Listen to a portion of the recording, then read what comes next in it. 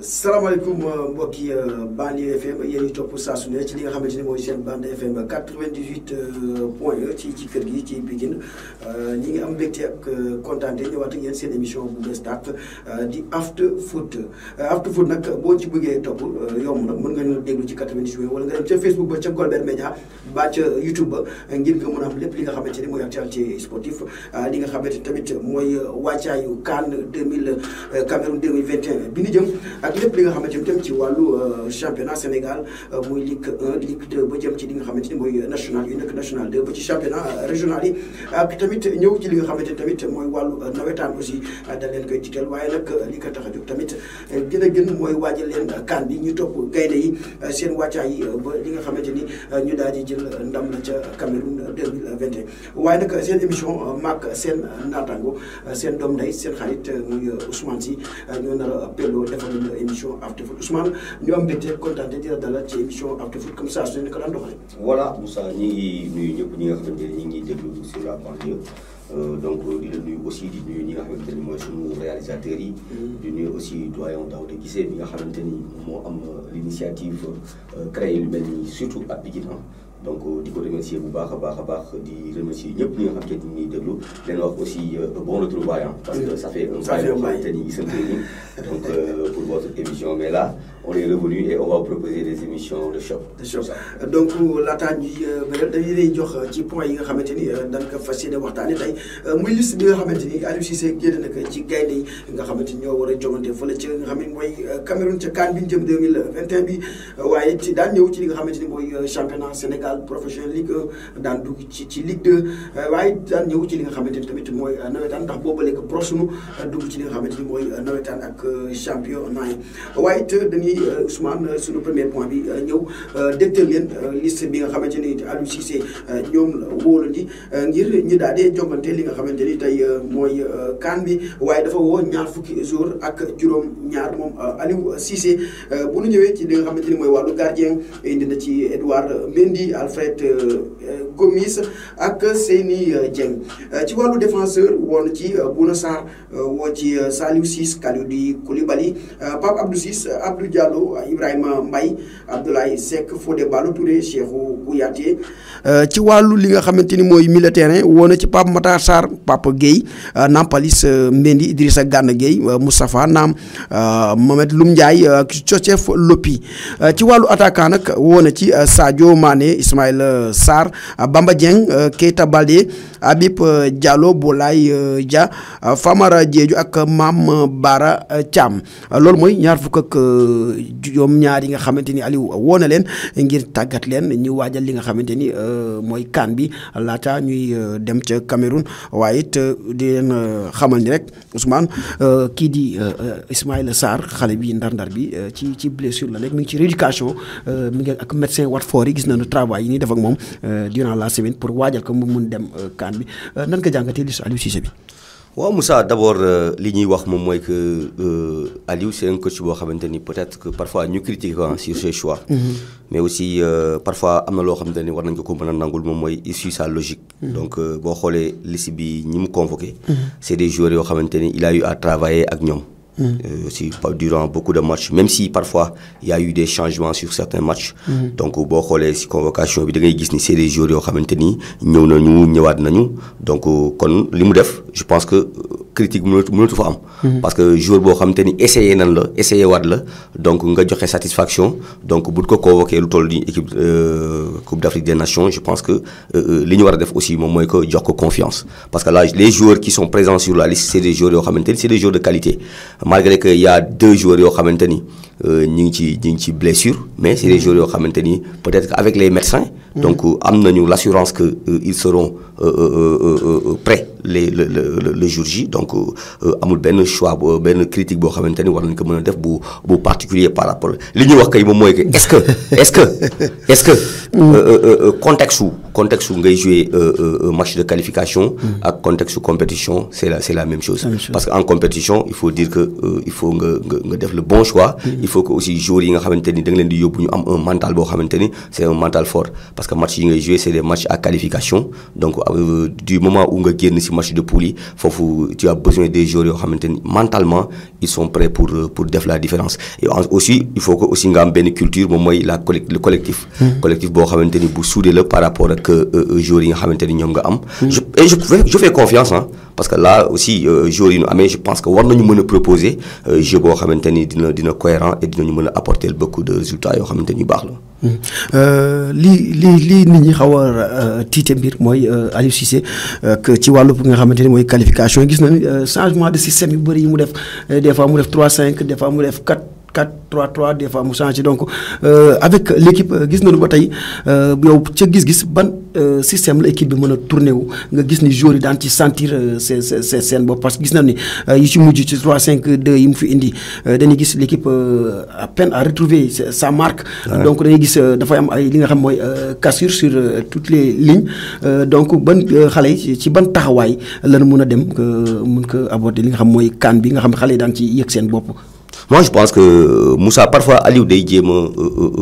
mettre à l'aise certains de ses cadres. Donc, boo xoolee comme bu ñu jëlee le cas de Sadio Mané comme c'est un cadre c'est un joueur boo xamante ni mën nañu wax ni c'est notre meilleur joueur donc parfois day jéem a xool comment il va faire ba mettre à l'aise comme le jeu de Liverpool pour que Sadio mën a tirer son épingle du jeu mais loolu aussi est-ce que il a les mêmes joueurs yi nga xamante ni ñi ngi à Liverpool que am na ko au Sénégal c'est ça aussi le problème man su fekkoon j'étais à sa place damay def 4-3-3 classique parce que jeu boobu noonu ça va permettre à l'équipe mu am équilibre boo xamante ni dina mën di def jeu de passe yu correct yu cohérent aussi dina am attaque boo xamante ni dina mën a performant parce que on a les joueurs parce que boo jëlee dans la ligne d'attaque tu as des joueurs yoo xamante ni vraiment ils peuvent faire l'affaire Sadio Mané su demee si benn côté Ismaïla dem benn côté là déjà tu es assuré que bal bi mën nañ ko yóbbu ci kanam et aussi di nga am jeu di nga am efficacité même si en pointe tu auras des choix yoo xamante ni mën nga ko def tu as des joueurs yoo xamante ni ils peuvent assurer en attaque au niveau du milieu tu as des joueurs yoo xamante ni vraiment ils n'ont plus à présenter Moussa sur le plan mondial boo amee Gana Gueye am ay Nampalys am ay Kouyaté c'est des joueurs yoo xamante ni moi je pense que mënoo leen am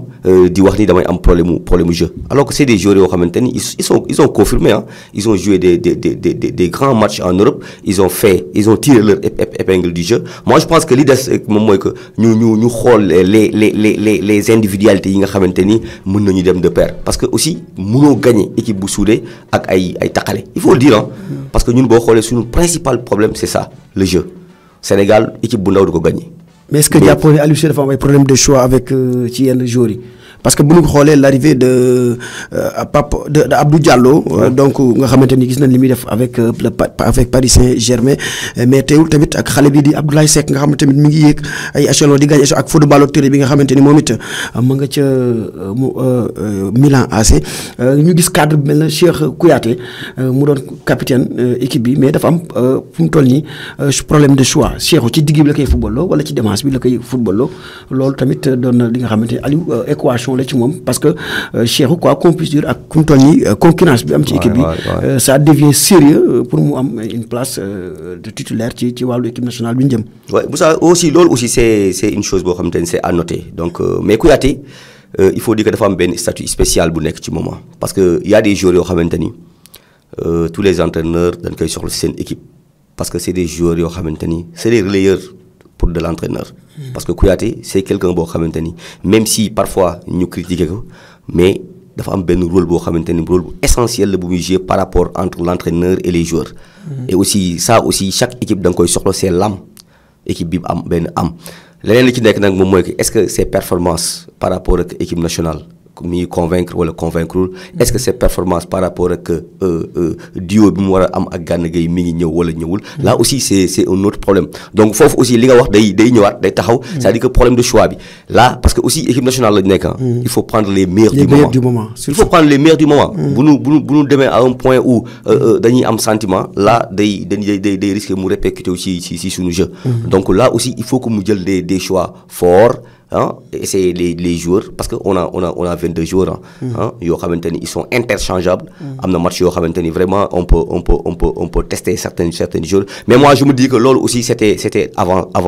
mënoo ñëw ba compétition di essayer ay jours là c'est impossible. Parce que c'est des matchs yoo xamante ni c'est des matchs à résultat immédiat c'est des matchs yoo xamante ni kenn du la pardonner donc fi nga mën a tester l'équipe fi nga mën a teye ay système de jeu c'est des amicaux c'est des matchs yi nga xamante ni vraiment tu étais déjà qualifié fa nga mën a tester certains jours. Donc boo ñëwee ba compétition li fa des moom mooy que nga chercher le résultat immédiat booy ñëw dafa war a am benn ossature boo xamante ni am nga ko bu pare les 11 donc ñun Sénégalais sax dañu war a déjà ñu am ni lii mooy 11 Sénégal. Ça c'est les 11 bu ñuy dem ci match ñu xam ni 11 yi ñoo war a démarrer. Ismaïla mooy nekk fii Sadio Mané mooy nekk fii Nampalys mooy nekk fii Gana Gueye mooy nekk fii mu doon benn affaire boo xamante ni même si match ñëwee bu dee am changement benn lay doon ñaari joueurs mais l'ossature est là.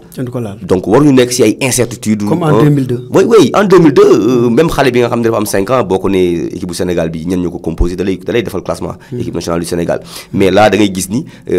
doute bi day planer bon boo laajee Sénégalais bu nekk danaan la joueur bi mën na jël place joueur bi mais moi là je me dis que loolu aussi richesse équipe bi la. Parce que peut-être en 2002 peut-être que équipe bi amul woon boobu richesse. Mais là li chance Aliou Cissé moom mooy que les 22 joueurs c'est 22 joueurs yoo xamante ni c'est interchangeable. C'est des joueurs interchangeables ba pare ils ont un niveau international kenn mënatu ko dindi. Donc li des rek moom mooy que Aliou trouver benn formule boo xamante ni dina permettre à l'équipe vraiment mu nekk benn rouleau compresseur. équipe bu mu jàkkaar lool war ni la vraiment collectivement on est là mais aussi sur le plan de l'efficacité l'équipe va bien. Donc li nu di duut baaraam di ci wax tamit mooy li nga xamante ni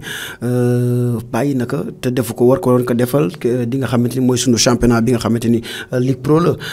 boo xoolee tamit ñee ca championnat professionnel la nekk ñu nit championnat professionnel la nekk ñu gis ni tamit am na absence ci wàllu yi nga xamante ni mooy xale yi nekk fii ci championnat bi est-ce que du am doute bu muy plané ci li nga xam mooy sunu championnat wala dafa xeeb sunu championnat wala xale yi ñoo parewul donc gis nañ mu essayé ci yenn match yi jël ci benn jour mais gis nañ ci liste bi mu génnee amuñu ci kenn. Et là aussi Moussa je pense que gàcce la moi je me dis que gàcce la parce que lu toll ni championnat au Sénégal tu ne peux pas me dire que amul benn joueur boo xamante ni am na niveau international. Là aussi c'est un problème alors que nous avons un championnat professionnel joueurs yaa ngi entraîné ñi ngi def ay résultats mais vraiment je pense que pour ne c'est que la représentativité du championnat war nañ fa am benn joueur. benn ba ñaar au moins parce que les joueurs sont là. te loolu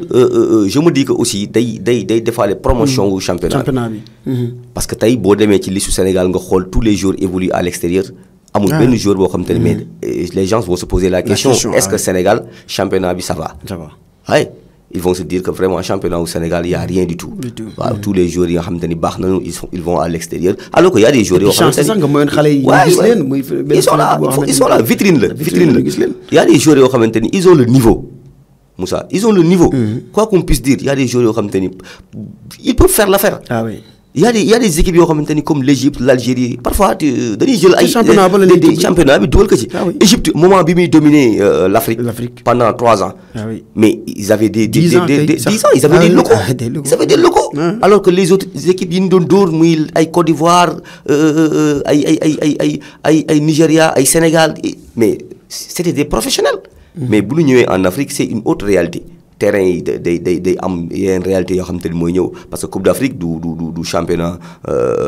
européen yi c'est pas la même chose parce que da ngay xool Sadio Mané même ses performances avec Liverpool bu ñëwee fii ça devient plus difficile parce que boo ñëwee gars yi statut star bi nga xamante ni moom nga nekk à l'extérieur boo ñëwee mais en Afrique du la bàyyi da lay teg benn pression boo xamante ni pendant 90 minutes la donc il faut que aussi équipe bi am homogénéité parce que équipe il faut muy am ay ouvrier il faut pas que joueurs yi ngay yor yëpp nekk des stars parfois da ngay am joueurs yoo xamante ni c'est des joueurs de devoir ñoom bu ñu duggee ci terrain bi ce qui les emporte moom mooy que nan la ñuy def ba équipe bi gagner donc loolu aussi moi je pense que Sénégal ñàkkunu ay joueurs yoo xamante ni mën nañu intégrer la liste de Aliou Cissé. ci liste bi ba tey ñu gis ci des jeunes prodiges yi nga xamante ni ñu ngi monter en puissance ku ci mel na Pape Matar Sarr au niveau du milieu de terrain ak kii di Joseph Lopi ak Loum Ndiaye ak Moustapha Nam it gis nañ ni Aliou jox na xale yooyu confiance ak xale bi nekk Marseille di Bamba Dieng moom it bàyyi na ko jox na ko confiance ak le jeune Mame Baba Thiam. mais loolu moom mooy conforté ci li ñu doon wax léegi. parce que c'est des joueurs yoo xamante ni ils sont formés au Sénégal. mais bi ñu fi nekkee kenn woowu leen. bi ñu génnee 1 an après ñu woo leen. mais il faut dire que ils avaient le niveau. bi ñu nekkee Sénégal. Bamba Dieng dafa génn nga woo ko. Moustapha Nam. mais dañuy génn nga woo leen ça veut dire que bi ñuy alors que c'est à l'espace de 1 an. 1 an mënoon ma ni joueur mën na fi évolution boo xamante ni amul woon niveau dugg équipe nationale. Ça veut dire que bi muy jógee fii di dem en Europe ils avaient le niveau. donc ils pouvaient les appeler en équipe nationale. donc loolu daf ñu war a permettre aussi ñu siy jàngat. mais est-ce que loolu du combat wu fédération sénégalaise bi. en quelque sorte. parce que y a des pays yoo xamante ni boo fa demee le championnat day am quota. day am quota au niveau du milieu am quota au niveau de l'axe am quota au niveau de l'attaque. dañu revoir les textes donc loolu aussi foog ñu xoolaat ko. vraiment mu am une sélection boo xamante ni dañ koy def bu rigoureux au niveau local. ñu xool les meilleurs joueurs yi nga xamante ni ils évoluent dans le championnat national. ñu mën leen intégrer dans l'équipe nationale. là ça va relever même le niveau du championnat parce que un joueur boo yóbbaale Coupe d'Afrique avec l'expérience bi muy engranger foofu donc bu dellusee avec joueurs yi muy partagé dina mën a yéegi seen niveau. donc loolu aussi war nañ ci bàyyi xel par rapport ak les choix. bien sûr bu ñu ñëwee ci poule Sénégal muy poule B Sénégal dana ci dalek Guinée Malawi ak Zimbabwe kon defe naa ni foofu Sénégal mooy favori bi. on n'a pas droit à l'erreur xam nga équipe dina toll foo xamante ni ça fait 3 ans léegi on est première équipe africaine. mais cela ne veut pas dire que on est la meilleure équipe de l'Afrique. parce que ku xool Algérie Algérie Égypte c'est des équipes yoo xamante ni. surtout dans l'espace d'une année. Algérie kenn gagné gu ko. parce que ñoom lii def seen force moom mooy que dans les phases élimination directe muy les coupes d'Afrique ou autres ñoom bu ñu ñëw dañuy pare. bu ñu ñëw pare nañu. bu ñu ñëw dañuy ñëw pour football pour jël coupe bi nekkal première africaine ñoom ñu nekk 5e mais ce qui importe ñoom mooy bu ñu ñëwee. bu leen dajee ci biir terrain bi dinañ la woon football boo xamante ni di nga xam ni ñii ils sont cohérents. donc ñun loolu nag moo war a nekk ñun tam suñu force. là Sénégal gis nañu poule bi ni mu demee Sénégal Zimbabwe Guinée Malawi je pense que fii on doit prendre 9 points. 9 points. bu ñu amee 7. ça veut dire que xaw nañu échouer. on doit prendre les 9 points génn premier. maintenant nag à partir de là beneen championnat moom mooy commencer si ñun. parce que là c'était juste de l'échauffement. ñu jël suñu ay empreintes mais après affaire yi day changer. parce que on aura les deuxièmes de l'autre poule. affaire bi day gën a yéeg. élimination directe la. donc ça veut dire que amatul loo xamante ni dañ fay nekk di calculer naan on va rattraper ça ou on va faire donc dañu war a teg loo xamante ni lu clair la lu leer la. lu rassurant. ba pare ça nous permet aussi si résultat boobu ngay génn. match yooyu ñoo lay wan ni est-ce que tu seras le favori ou outsider ngay nekk parce que aussi équipe mën nañ ko jàppee favori mu ñëw ba ci championnat bi. jouer 2 matchs 3 matchs. nga sentir ni. ça dépend ci comportement xale yi. y a rien oui. xale yi mën nañ ñëw wala beneen visage boo xam ne ça permet les autres équipes ñu ñeme la. donc il faut que dès le début ñu wane ni on est les favoris. bu ñu xoolee léegi équipe africaine yi ñi ci bëri tey comme Mali nga jëm Mali jëm Algérie. équipe bi changé nañu. ci diggante bu gàtt donc nga gis ni dañu waat changé waat ci football. yow waat donc du équipe yoo xamante ni yomb nañu nga jàpp leen ci biir kaan mal mën leen dóoma leen noonu bu yomb est-ce que tey taxawaayu Aliou Cissé bi comme dañ ko waxee woon ci point de presse ba xamal que ni que Sénégal li ñuy xaar ñu leneen. lu ko donc Aliou est-ce que loolu war na ko fanaanoo. bien sûr man je me dis que en ce moment li war a nekk moom objectif am première. moom Aliou Cissé waxuma la Sénégalais yi sax ñun sunu ay mais moom ci boppam war na xam ni coupe bi moo ko soxal. on joue pour la coupe. moi je préfère ñu gagner coupe d'Afrique bi bañ a dem coupe du monde que nu dem coupe du monde bañ a gagner coupe d'Afrique bi. parce que comment qu'on puisse dire Sénégal avec cette génération bu ñu demee ba jeexal que gagné wu ñu benn trophée cela veut dire que on a échoué la fédération a échoué les entraîneurs qui sont passés par là. ils ont échoué les joueurs ont échoué. donc loolu mun nu ko pardonner. parce que effectif bu mel nii je pense que am na pays yoo xam te ne bu ñu ko yoroon tey mën na ni jël nañu ñaari kaan ba ñett. parce que vraiment le potentiel est là donc li ci des moom mooy que ñu am un entraîneur ak staff boo xamante ni ils sont prêts ñu def li nga xamante ni moom moo war ñu jël kaan bi parce que je me dis que rek le premier kaan bi mooy suñu problème bu ñu jëloon benn kaan. après le reste ça sera facile. mais le début moom moo metti pour ñun. li ñu ko jëlagul moo nekk lu metti Sénégalais yi toog di ko xaar à chaque fois bu ñu ñëwee final ça passe à la trappe bu ñu leen say demi-finale mais là mënul continuer parce que y a des investissements yoo xamante ni dañ koy def autour de l'équipe. mais comme ni ko Thiam 12e gaynde waxee yàlla na ko yàlla yërëm bu ñu jëlee kan bi sax nañ ko indi ci bàmbeelam tegal ko fa ndax yaa xam sedd mais dafa am loo xamante ni tamit dañ koy faral di dégg ñu ni gars yi dañuy xaw a yàq équipe bi. non bu ñu xasee ba dem ci compétition yi est-ce que yooyu yu nu gëm la wala yu nuy falfalee di wax. nii bon loolu nag je pense que sur le plan professionnel dañuy duñu je pense que yooyu dañ koy mettre de côté. parce que aussi on se dit que c'est des joueurs professionnels l'encadrement c'est des professionnels. donc xëy na supporter bi buy wax day waxee xol. mais ñun bu ñuy juger un entraîneur dañ lay juger sur tes performances dañ lay juger sur l'attitude des joueurs dañ lay juger sur les choix yi nga xamante ni yaa ngi koy def parce que quoi qu'on puisse dire l'entraîneur c'est le patron de l'équipe choix bu mën a am bu fekkente ni baax na on dira que l'entraîneur a fait un bon choix bu fekkee baaxul on dira que l'entraîneur a fait un mauvais choix donc l'entraîneur amul benn excuse boo xamante ni mën nañ ko jox. Même au niveau du choix, il a sélectionné Ismaïla Sarr, même étant blessé, il a sélectionné aussi Kalidou Koulibaly en rééducation. Moi, je me dis que même si vous l'utilisez, le problème, les gens vont dire que vraiment, il a échoué. Les gens vont dire qu'il a échoué parce qu'il a fait de mauvais choix. Parce que nous avons des entraîneurs les situations, ils ont fait des choix forts. Donc, Mohamed aussi, il a fait un choix. Donc, il a fait le choix d'amener les deux joueurs étant blessés. Donc, am na loo xam te ne mi ngi koy yaakaar ci ñoom ñu apporter quelque chose mais suñ ko apporterul les gens vont dire qu'il a échoué il a pris des risques. mais dafa am loo xamante ni daf ñu daloon ci coupe du monde 2018 ci néegu ki nga xamante ni mooy Mbaye Niang neen daa ñëw fekk ci néegam ay giri donc muy loo xamante ni ci ay jour ak jour. mentalement dafa xaw a doy waar nga ñëw. sa néeg sa chambre fekk fa ñu tegal ay ndomb yow xamoo téere mu xaw la poser ay des problèmes. est-ce que tamit yooyu du faral di am ci jour yi ndax concurrence bi. waaw sur le plan mental ku xam aussi mentalité wu Sénégal ak suñu ay réalité. Lamine Sakho. mu fi ñëw ci kaan boobu Tunis. nee woon na am naa mbokk di xamal Sénégal yi man am naa mbokk. waa Louga la et j'ai des gris. donc est-ce que tamit loolu bokkul ci ñuy. donc même le cas de Keita Diao Baldé. papam bi ñu ko interviewé à un moment waxoon na lu mel noonu. ni li mu ragal moom mooy que yàqante bi nekk ci équipe bi. loolu aussi c'est une autre chose te mënuñu ko balayer mënuñu ko balayer à la revers rek ni tout va parce que loolu aussi ak suñu culture la àndal dafa ànd ak suñu ay réalité tey boo ñëwee sa biir nekk fekk fa benn nen bu ñu xaatim ak mentalement su fekkee pare woo di nga am ay tiit yoo tiitaange yoo xamante ni parce que gars yi dañoo jour yi dañu am ay caay-caay mën na am dara nekku ci sax mais pour yàqal la sa mental comme vous êtes en concurrence mën nañu jël seen benn nen dóor si seen benn affaire ñëw tegal la ko et là fóotale ko nga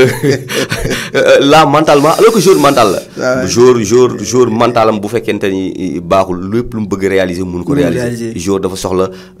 tranquillité dans la tête aussi mu mën ko exprimer sur ses jambes mais bu fekkente ni dafa am ay doutes yoo xamante ni am na ko da koy yàqal performance yi nga xamante ni mi ngi am si biir loolu nag dafa dañu war attirer attention wu ñi nga xamante ni ñooy accompagnateurs yu joueurs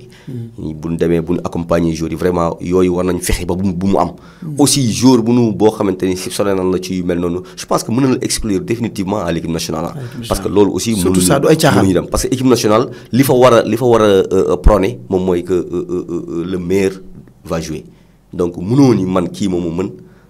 may dem di def ay pexe pour jël place am wala di def ay pexe pour yàq ay performance am parce que loolu aussi ñun dañu soxla performance du joueur bi parce que tey nga yàq Sadio Mané wala nga tiital Sadio Mané ba performance bi mu war a def ko mais yàqaloo kenn la nation ngay yàqal parce que c'est un joueur boo xam te ni dañu ko soxla. mais des fois dañuy gis aussi tamit ci wàllu marabu yi concurrence ci YouTube bi dañuy topp naan la ay équipe bi gisal naa que lii nañ def sarax si mu gagné ñu dem ba fee keneen fëlaat ñu dem ba fee ñu yàqalante seen biir ba yàqal ñu. donc tamit ñooñu est-ce que laaju tamit ñu def benn discours boo xamante benn sensibilisation wax ak ñoom xamal leen ni aussi tamit que. que CAN bi tamit sunu CAN la soxla woon ci ku ci mën defal tamit mais ku ci mënul tamit. ouais loolu aussi war nañ ci bàyyi xel yooyu day perturber les joueurs parce que sortie yooyu nga xamante ni ñoom ñi ngi koy def. vraiment di wax équipe bi dana dem finale. équipe bi dana gagner tel dana def kii bi nañu sarax bi nañu def sarax bi alors que biñ koy wax ba léegi mosuñu am résultat te boo xoolee à chaque fois bu ñu accès si moment yu important yi yooyu di am si ngay gis équipe bi échoué en finale c'était comme ça. En finale c'était comme ça. dañu def ay affaires yoo xamante ni vraiment day dem ba mentalement les joueurs da nga leen di yóbbu ci benn euphorie boo xamante ni xëy na dootuñu concentré ci terrain bi parce que parfois ñu dugg YouTube seetaan dégg nga ni coupe bi dana ñëw lii ñu def ñooy gagné fii mais le joueur concentration bi mu war a amati dootu ko amati parce que ñu c'est typiquement sénégalais ah. bu fekkoon c'est les blancs amuñu culture boobu noonu. du ñu xool sax am na si joueurs yoo xamante ni bu ñu nekkee en compétition ay YouTube ak ay Facebook ak ay affaires yooyu yëpp dañ leen koy interdire parce que on a vu le cas de l'Allemagne. parfois bu ñuy dem ci compétition dañuy lépp loo xamante ni day perturber l'équipe soxna yeeg tout ça dañ koy mettre à l'écart. dañ koy mettre à l'écart ay Facebook ak les réseaux sociaux yooyu yëpp dañuy concentré wu football repos. ba atteindre seen objectif. mais ñun dañuy dem ba benn moment dañ ciy dugalaale folklore boobu mooy yàq suñu. mais le cas de Crépin Diatta. Ah oui. Quand on revient sur le cas de Crépin Diatta ci blessure bi nga xamante ni après mi ngi doon progresser avec l'équipe de Monaco commencé gagner sa place toog ba si yàgg blessure boo xamante ni kenn xamul fu mu jugee mu jaaxal nit ñi bu ñu ci jugee Ismaïla Sarr aussi blessé donc affaire yi xaw a tey ci xelu nit ñi daal.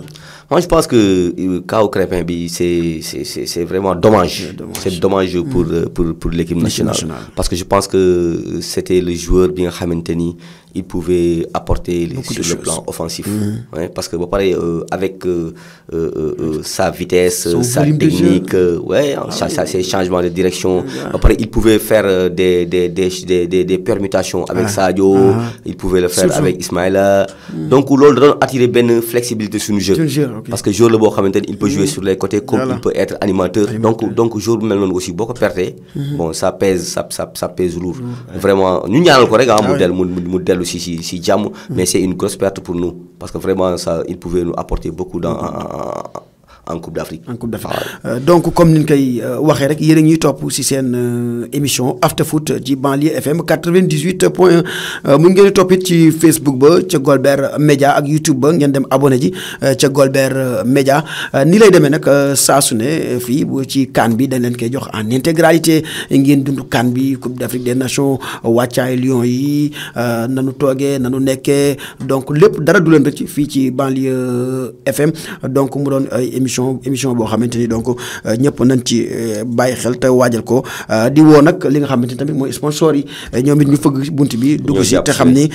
Sénégal moo aaye nation bee soxla donc na ñëpp ñëw jàpp ci li nga xamante ni mooy produit bi nga xamante ni Banlieue tegal na leen que muy After Foot di émission bu amul fenn mais li ñu wax tamit dafa am solo mooy manko wuti ndam li donc manko wuti ndam li ça résume tout moom ci dégg-dégg na ñëpp jàppandoo ci def lépp ñëpp nga ca donc comme ni ñu koy waxee rek mais xam naa li diw ci nag bi du xàcc ci dañuy dem ci li nga xam ne Ousmane mooy Ligue 1 bi ak wàllu championnat Sénégal bi nga xamante ni di ngi doon dugg ci li nga xamante ni mooy 6e journée bi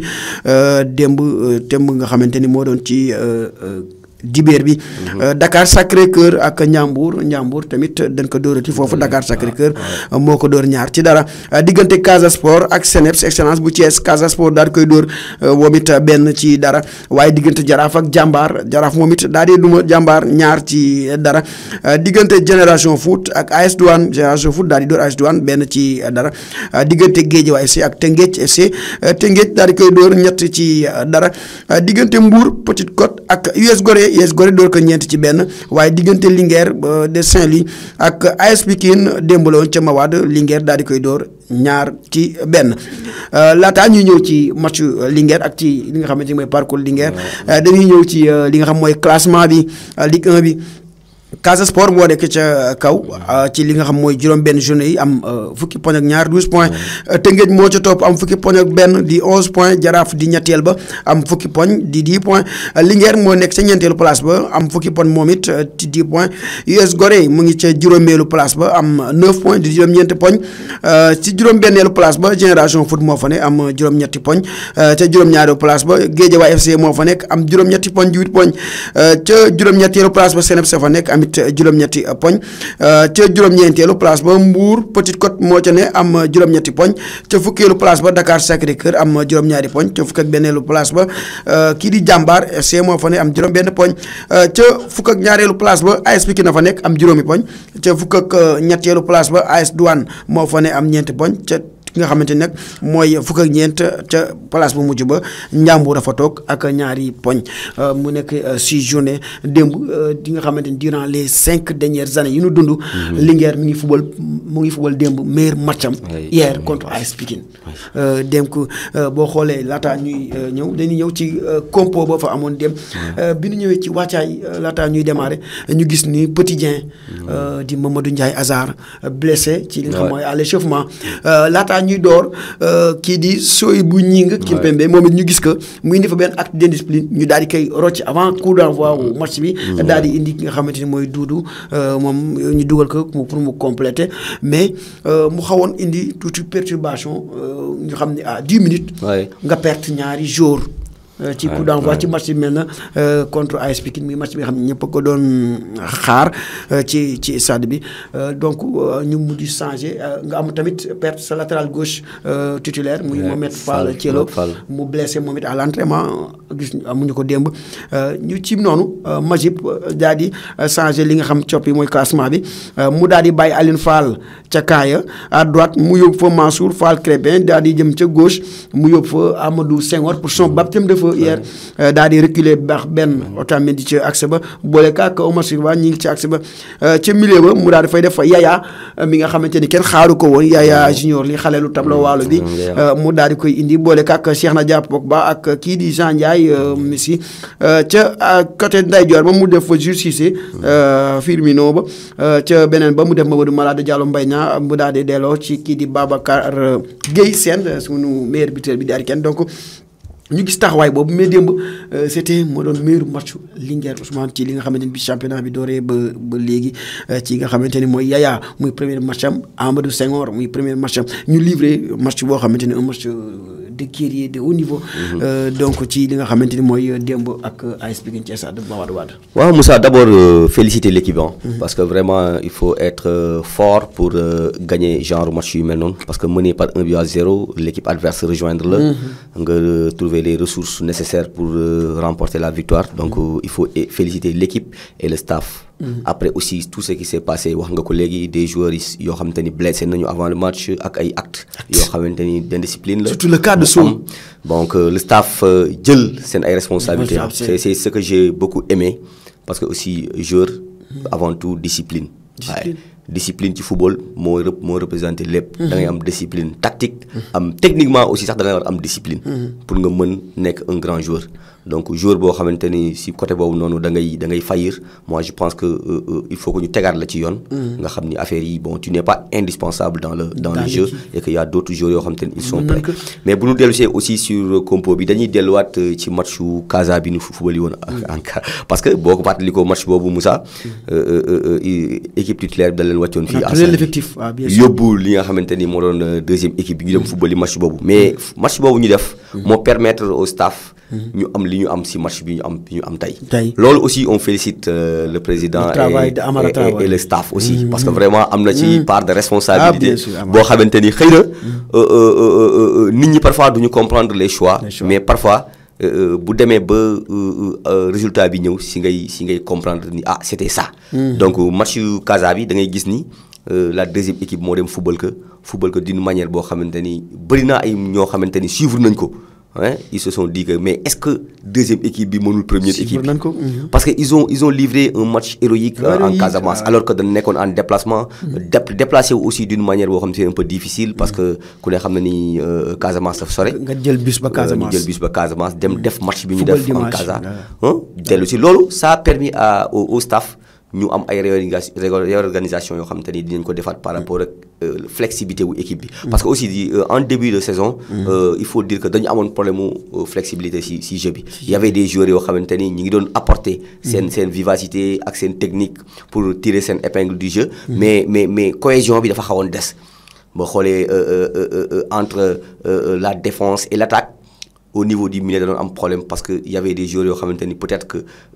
déggoowuñu ci bal bi parce que seen style de jeu bokkul ñii ils sont plus techniques ñii ils sont plus bagarreurs donc yooyu aussi parfois mën na bloquer système de jeu mais je me dis que rek comme début championnat la il faut tester les joueurs. ñi ngi doon tester les joueurs mais là avec l'arrivée de Jean Ndiaye ça fait la différence parce que loolu moom mooy flingu football bi. football on a besoin de quelqu'un boo xamante ni bal bi bu yegsee si moom bu ko touché. day éclaircir le jeu. c'est-à-dire que bu ko laalee rek vraiment da ngay sentir ni day boster le jeu et Jean loolu la représenté pour la Linguère. Les autres joueurs c'est des bons joueurs. mais sur le plan technique ak l'expérience. Jean Ndiaye amul kenn koo xamante ni mën na ko rivaliser en ce moment avec la Linguère. parce que expérience bi mu am dafa génn football yi dellusiwaat ba pare nekk joueur boo xamante ni il est technique ba pare match du ko dépasser. il faut dire que tollatul foo xamante ni match dina ko dépasser donc démb il a montré tout juste que football expérience da ci baax mais football technicité da ci baax. donc démb il a été vraiment le meilleur sur le terrain. Après je pense que bu ñuy wax la victoire il a été vraiment à 30-40%. participé na ci performance. li ci gën a doy waar ci Jean mooy il n'a fait que 2 semaines de préparation. xale yi bi ñuy doorul xale yi ko njëkk door moo leen mujj door mais boo gisee démb Jean ak niveau bi mu indi ak ni mu relever le jeu. donc il a impressionné stade bi yëpp démb ñëpp tàcc ko xam ni là y a un génie qui est né c'est Jean Ndiaye Messi mais aussi di wax le match plein de Yaya. C'était son baptême de feu hier ci li nga xam mooy milieu de terrain bi mooy xalelu tableau waalo boobu Yaya Junior lii mu def match boo xam bu remarquable. donc il était sur tous les coups sur toutes les sources donc joxe le maximum ak donc l'aisance de Cheikhna Pogba. doon bi nga xamante ni comme ni nga ko doon jooyee. dafa mujj équilibré wu ci milieu terrain parce que dañ daan am tendance pousse Max Ben qui était un défenseur central ñu pousse ko ñu xam ni Max sur le côté défensif il est bien mais quand il a la balle day am problème pour jouer avec les techniciens donc bu ñu gisee démb mu dellu ci biir axe bi défense bi stable na mais milieu milieu terrain yi ñëwee véritable milieu terrain gis nañ équipe bi tamit am benn assise boo xamante ni tamit démb moo waral équipe bi wanewaat beneen xaru kanam donc bu ñu ñëwee aussi ci loolu mais da ngay ñëwaat ci la performance du sauveur muy Babacar Gueye seen bokk kenn donc nga xamante ni saa yu jënu jàqee mu ñëw leeral benn donc muy 3e bitam en championnat doon 2e meilleur buteur championnat bi nekk ci ginnaaw Aline Lindo Diop bu US Gorée ak Bouli Junior Samb bu Jaraaf ñoom ñoo am 4 bit moom moom 2 bit nekk seen ginnaaw. waaw Moussa d'abord félicité waat Babacar Gueye parce que d'abord il est jeune. ku ne gis na ni l'année dernière dafa nekkoon en ballottage ak Mohamed Rassoul donc vraiment ballottage bu metti la nekkoon. même si Mohamed Rassoul moo doon titulaire bi moom mi ngi doon xaar li nga xamante ni moom moo di son heure parce que ku ne xamoon na ni aussi am na loo xamante ni mi ngi ci xale bi parce que même étant remplaçant bu daan dugg da ngay gis ni à chaque fois da daan def de la différence da daan peser sur les défenses mais ren da ngay gis ni bi mu demee ba yore li nga xamante ni moo di lenge yi. da ngay gën a sentir que ni c'est un joueur boo xamante ni il est important ba pare joueur la boo xam ne il est puissant. xam nga un attaquant d'abord surtout un attaquant de pointe da nga soxla am puissance am assise sur tes jambes moom dafa am assise ba pare am na puissance ba pare il est à l'aise avec le ballon. un attaquant de pointe boo xamante ni tu es à l'aise avec le ballon pour nga éliminer sa adversaire c'est pas difficile pour nga déplacer wu sur le terrain c'est pas difficile donc pour dire que c'est pas un attaquant boo xamante ni il reste fixe dans la surface joueur la boo xamante ni vraiment il cherche le ballon day participer dans le jeu si tu as des joueurs yoo xamante ni techniquement ñi ngi indi bal bi sur les couloirs di combiner ak moom moi je je pense il va faire son épingle du jeu li ñu koy ñaanal rek moom mooy que blessure seexlu ko il faut que ñu ñaanal ko mu bañ a am blessure mu continuer sur sa lancée vraiment je pense que su continuer ci lancée bii nii bëggoon nañ ko garder nag mais mën nañ ko perdre aussitôt que ni ñu ko yaakaar parce que si lancée bi mu nekk moi je pense que en ce moment il fait partie des meilleurs attaquants du Sénégal dans le championnat sénégalais. donc ñu gis suñu joker aussi de luxe bu nu duggee rek benn changement day am ku ci mel na Amadou Tidiane Kébé Jesus Gabriel ak kii di Papa Ndiare Mbappé donc ñoom bu gis nañu ni ak Ombre saa yu nu duggee rek. Ombre Gana saa yu nu duggee l'équipe dañuy gisaat beneen ñu boosté waat l'équipe beneen force et puis ñu gis équipe bu Linguère équipe la boo xamante ni buy football ñëppay daw. kenn du taxaw donc ñëppay joxe ba attaquant yi dañuy épuisé wu donc muy loolu xale kay def wala kiw te entraîneur bi mooy loolu la gëm mooy équipe bi ñëppay marqué ñëppay fu am parce que gis nañ ba ci Babacar day décroché wu di jëm ba ci suuf di jëli bal pour yéega ci kaw mu nekk li nga xamante ni tamit dañ daan wax souvent ni yenn attaquant yi nga am ba ngeen bàyyi ñu noppalu am tendance noppalu tuuti boo jotee ñu mën a sonal défense mais équipe boo xamante ni ñëppay daw te à 100 la ñuy demee. waaye Moussa léegi football dafa xaw a changé boo xoolee même dans les meilleurs clubs du monde da ngay gis ni équipe yi ëpp doole le pressing si kaw lay commencé à partir de l'avant-centre des excentrés ñooy njëkk teg le pressing ba pare éviter que équipe bi dagg. léegi dootul am attaquant yi ñooy dem def pressing le reste de l'équipe di leen xaar non bu ñu dee fekkee dañuy def pressing haut. l'équipe yëppay ànd dem def pressing bi réduire tous les espaces yi nga xamante ni ñu ngi ci kaw bu fekkee aussi dañuy def repli défensif aussi de noonu lay demee l'équipe dañuy wàcc ba au niveau du milieu de terrain def benn pressing bu compact daal di yéeg si l'adversaire loolu nag ku koy def il faut que